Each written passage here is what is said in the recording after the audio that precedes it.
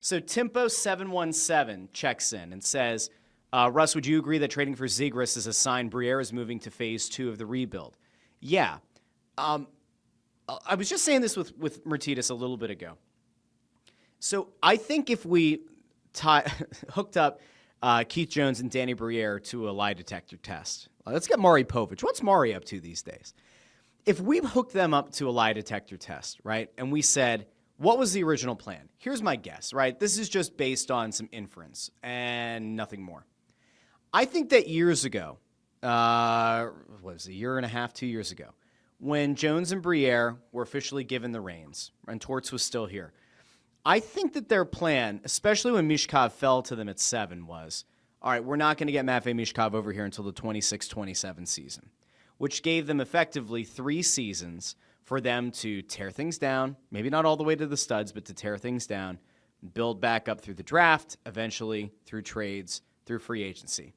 Once Mishkov came over last season, ahead of the 24-25 season, 2 seasons before they thought he would, that changed the calculus. So, like, what I would have considered phase 1 as, like, the teardown, phase 2 is, like, trades and, like, some free agent, and then phase 3 is, like, you know, kind of whip it out on the table, and that's phase 3 where you're going, you know, big game hunting.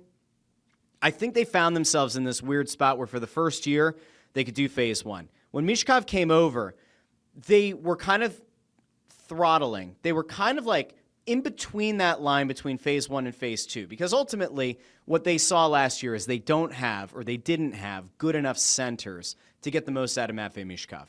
Briere and Jones are smart guys. This organization is full of smart people, men and women who dedicate themselves to this team, this sport. They know that the center position wasn't nearly good enough, right, for Matvei Mishkov going forward. And so I did think that this offseason was probably going to be the start of phase 2, because you were going to have to do something to supplement some of the significant holes that you have on this roster, namely at center. Now, Zegras, again, will he be a top 2 center on this team? Will he ultimately be the 1C or the 2C if and when they contend for a Stanley Cup? I would say iffy. If he's your 2C, that's not bad. There's a question earlier about Jet Lashenko, too. Like, what does this do to Jet Lashenko? It takes a lot of pressure off. Certainly takes a lot of organizational pressure off of having to fast-track him here. It probably also gives him the ability to take another year of development and growth. It doesn't now necessitate him coming up next season. If he earns a spot out of camp, that's different. Could I envision a scenario where you see like some combination of Cates, Couturier, Zegras, and Lashenko as your centers? Yeah, I could see that. Are you going to have Lashenko playing 4C? Hard to imagine that. Do you want Sean Couturier to be your 4C? I'd take the salary out of it. He's here, whether some fans want him to be or not.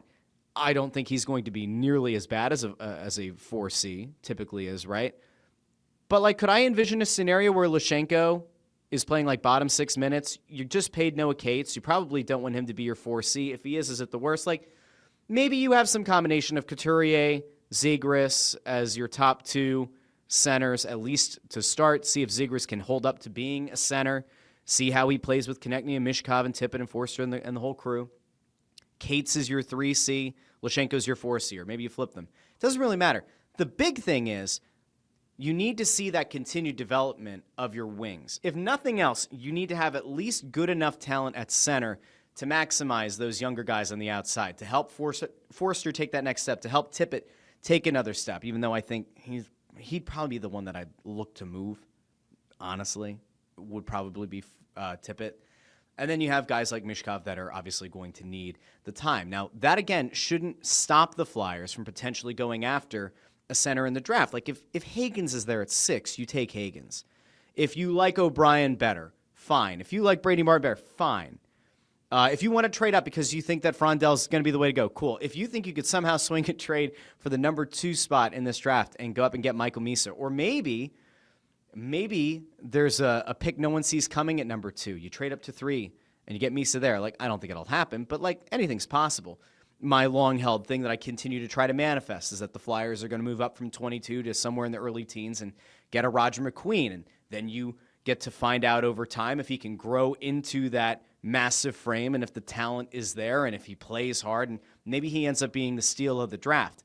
So many things are being set into motion, but the big thing you should take away from this, especially today, the big thing if you're a Flyers fan that you should 1,000% take away is that this front office is going to be aggressive when it makes sense. They are going to be aggressive where it makes sense. They're not going to do a desperate deal. They're not going to repeat the sins of like a Chuck Fletcher trading a second-round pick with Shane Gostisbehere just to get off that contract. You're probably not going to see them move a high pick for a guy like Rasmus Ristolainen. They're not going to do that.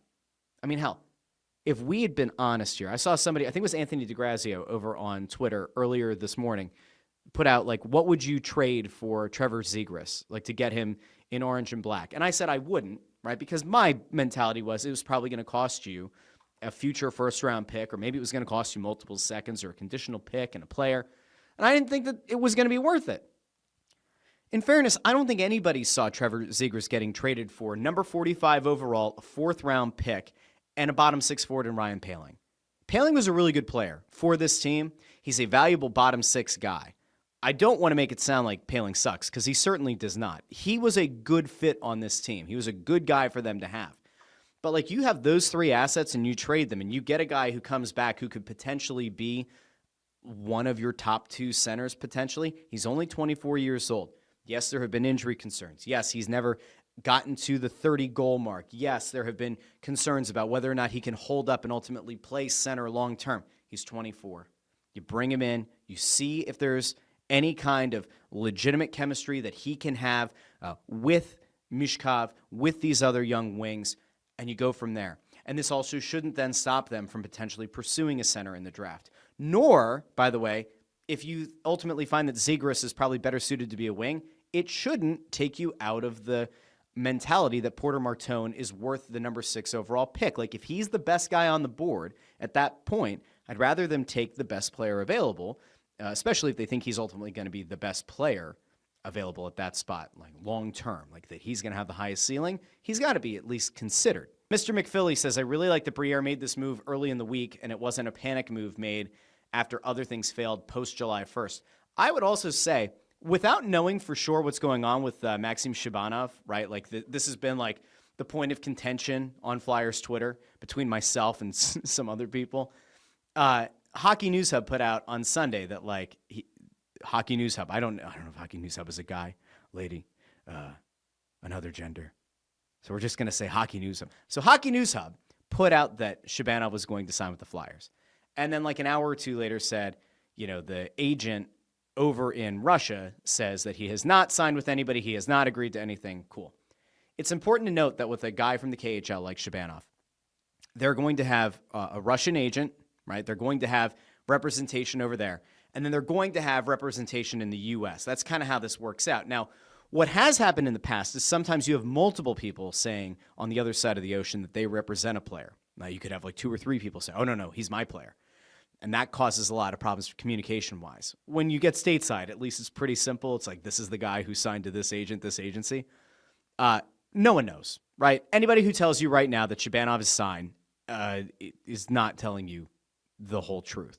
Now, Hockey News Hub hears it. I tend to defer to Hockey News Hub because that person was also the one who was like at the forefront of Mishkov coming over early, has a track record of being right about a lot of these Russian players early. I kind of defer there. Despite the fact that it's not a person with an actual name putting it on the account, I go by past precedent. This person has been very good and very accurate. So I'll rock and roll with them. If Shibanov ends up coming over, now you've added even more skill. Yes, a small guy at like 5'8", not a very big body. But if nothing else, like, this team should be exciting. That's kind of like where you want phase 2 to go, right? So phase 1 was kind of like tear down, get rid of some bad contracts, get rid of some players that you don't believe in the upside of, Frost, Farabee, move those guys out, and even hell, like moving out Provorov. That was another piece of this. They tried moving Sanheim, remember, and then that didn't happen, and Torrey Krug wouldn't move the no movement, and then it ended up kind of being fortunate for the Flyers that trade didn't go through. But they got rid of some guys that they didn't think ultimately were going to fit here long term. They have now reprioritized, and they're bringing in guys who have potentially high upside, high skill, and aren't going to cost you an arm and a leg. Again, Zegras has 1 year remaining, and then he becomes an RFA. If Shabanov comes over, Hockey News Hub said 1-year deal. We'll see if that ends up being the case. They're all low-risk, high-reward signings. And all while this is happening, you have still 3 first-round picks and now, 3 second-round picks. You still have 6 picks in the first round of Friday's draft. That's huge. And if you're looking for something to be positive in around the Flyers, it has to be that.